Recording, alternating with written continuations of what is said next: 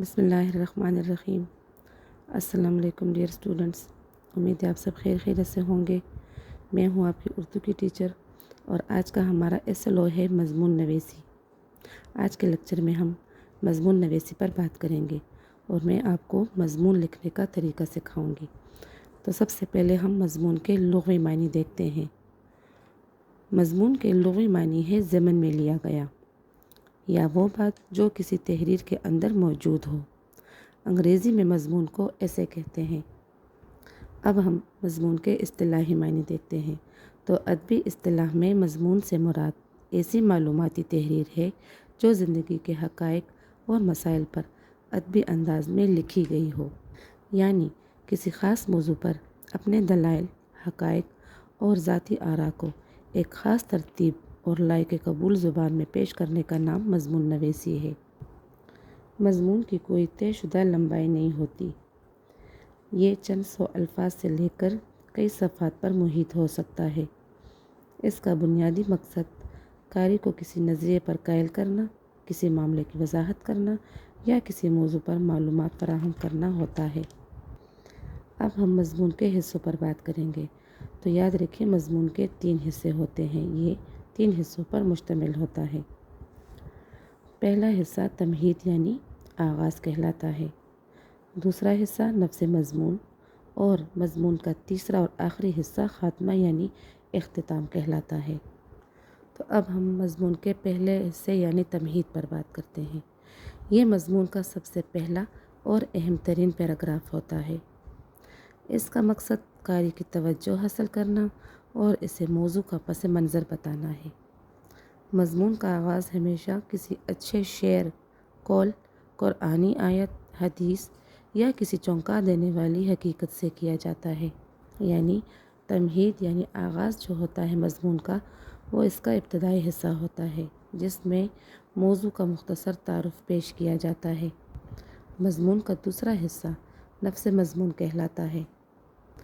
نفس مضمون سے کیا مراد ہے؟ تو بچے یہ مضمون کا سب سے بڑا حصہ ہوتا ہے جس میں موضوع پر تفصیل سے بات کی جاتی ہے۔ پورے مضمون کا دار و مدار اسی حصے پر ہوتا ہے۔ عام طور پر ایک معیار نفس مضمون میں 2 سے 4 پیراگراف ہوتے ہیں۔ تمام پیراگراف کا آپس میں گہرا تعلق ہوتا ہے۔ بچے یاد رکھیں کہ نفس مضمون کبھی بھی ایک بڑے پیراگراف پر مشتمل نہیں ہونا چاہیے۔ اسے مختلف پیراگراف میں تقسیم کرنا چاہیے، یعنی الگ الگ پیراگراف میں لکھنا چاہیے اور ان تمام پیراگرافوں کا آپس میں ربط ہونا چاہیے، یعنی تعلق ہونا چاہیے۔ ایسا نہ لگے کہ ایک پیراگراف ختم ہوا تو بات کہیں اور نکل گئی ہو۔ اصل بات اسی حصے میں بیان کی جاتی ہے، اسی لیے یہ مضمون کا مرکزی حصہ ہوتا ہے۔ اب ہم بات کریں گے مضمون کے آخری حصے یعنی خاتمہ پر، اختتام پر۔ تو بچے یہ مضمون کا آخری حصہ ہوتا ہے جہاں پورے بحث کا نچوڑ پیش کیا جاتا ہے۔ اوپر بیان کیے گئے تمام نکات کا ایک مختصر خلاصہ اس حصے میں لکھا جاتا ہے۔ مضمون کا اختتام ہمیشہ پر امید، فیصلہ کن اور اثر انگیز جملوں پر مشتمل ہوتا ہے، یعنی اس حصے میں موضوع سے متعلق اہم نتائج یا خیالات بیان کیے جاتے ہیں۔ اختتام ہمیشہ مختصر، جامع اور مؤثر ہونا چاہیے تاکہ قاری پر اچھا اثر پڑے۔ اس حصے میں نئی بات شامل نہیں کی جاتی بلکہ پہلے بیان کیے گئے نکات کو سمیٹ کر ایک نتیجہ اخذ کیا جاتا ہے۔ اچھا اختتام مضمون کو مکمل اور مؤثر بناتا ہے۔ جی یہاں میں نے مضمون لکھنے کے چند اصول بیان کیے ہیں جو لکھے ہوئے آپ کو سامنے نظر آ رہے ہوں گے۔ تو پہلا پوائنٹ ہے عنوان مناسب اور واضح ہو تاکہ مضمون کا موضوع فوراً سمجھ میں آ جائے۔ دوسرا پوائنٹ ہے آغاز مختصر اور دلچسپ ہو۔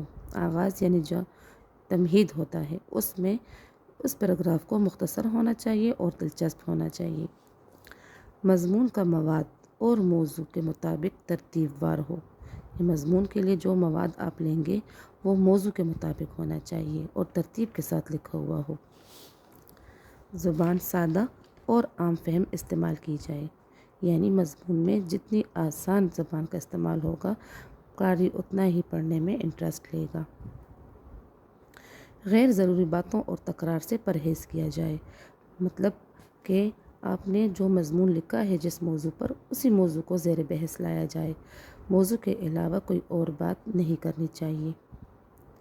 املا، قواعد اور رموز اوقاف کا خاص خیال رکھا جائے۔ مضمون کا اختتام مؤثر اور جامع ہو۔ امید کرتی ہوں کہ آپ کو مضمون نویسی کی سمجھ آ گئی ہوگی۔ آج کے لیکچر میں نے آپ کو مضمون لکھنے کا طریقہ سکھایا، کچھ اصولوں پر بات کی۔ تو آپ بچے، اب تمام طلباء نے اب کسی بھی عنوان پر، کسی بھی موضوع پر 300 الفاظ پر مشتمل ایک مضمون لکھنا ہے۔